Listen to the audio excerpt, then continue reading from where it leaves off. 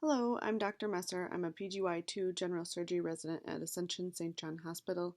I'll be presenting my research looking at outcomes in trauma patients by mode of transportation.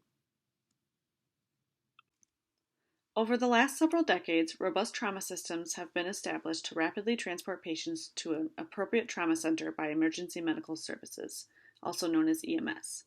The concept of the golden hour, which is the first 60 minutes following injury, was first described in the 1970s.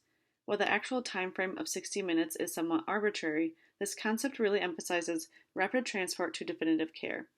EMS is even taught the platinum 10 minutes, in which their goal is to limit scene time to only 10 minutes. The importance of rapid transport is widely recognized. It is intuitive that trauma patients should be transported quickly to a trauma center. However, pre-hospital trauma care varies significantly between and even within trauma systems.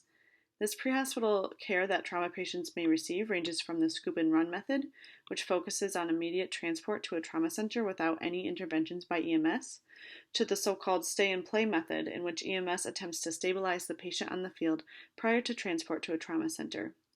There continues to be some debate between these two methods, but more and more evidence is coming out that questions the benefit of advanced life support type interventions provided by EMS. This includes IV fluid resuscitation and airway management beyond bag mask ventilation.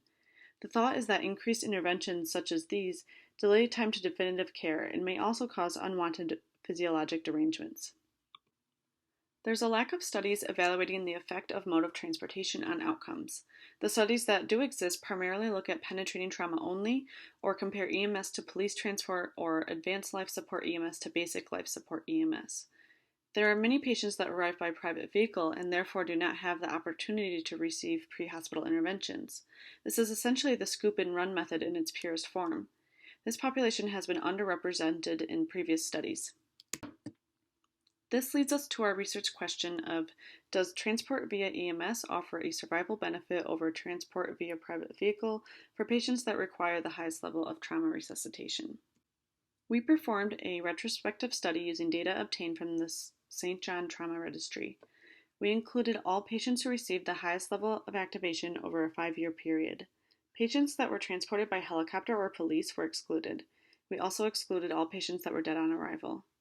We collected and compared demographic data, injury characteristics, injury severity score, revised trauma score, or mortality between patients transported by EMS and private vehicle.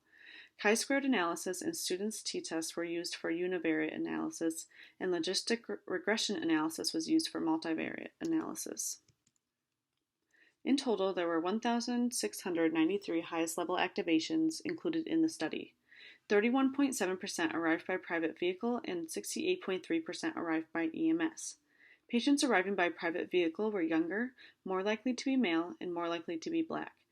They were more likely to have a gunshot wound to the torso, a higher GCS score, lower ISS, and higher RTS. On presentation, patients in the private vehicle group had lower mean systolic blood pressure and higher mean respiratory rate. Patients arriving by private vehicle had a shorter mean length of stay, were more likely to be discharged home, less likely to be discharged to a rehabilitation facility or long-term care facility, and ultimately they had lower mortality compared to those transported by EMS. As shown in the previous slide, patients who arrived by private vehicle had a lower risk of mortality compared to patients arriving by EMS. However, the police transport and EMS groups were significantly different in many aspects. So after controlling for demographics, injury severity, and injury type, there was actually no significant difference in mortality. Next, we performed a subgroup analysis to determine if there was a difference in mortality based on ISS. As expected, patients with lower ISS had an overall lower mortality, and patients with higher ISS had an overall higher mortality. Interestingly, we found that for lower ISS, patients transported by private vehicle had lower mortality compared to EMS transport. This was a statistically significant difference. There was no difference in mortality based on mode of transportation for patients with higher ISS. In conclusion, pre-hospital time to a trauma center plays an important role in trauma outcomes. Private vehicle transport is not associated with significant mortality differences when compared to similar patients transported by EMS. In our subgroup analysis, patients with less severe injuries are more likely to survive if transported by private vehicle. There are some limitations to our study. It is retrospective, it is single center, and it is not generalizable to non-urban trauma centers in which patients are not in such close proximity to the trauma center. Overall, these results continue to support the scoop and run method and indicate that pre-hospital interventions may not be necessary.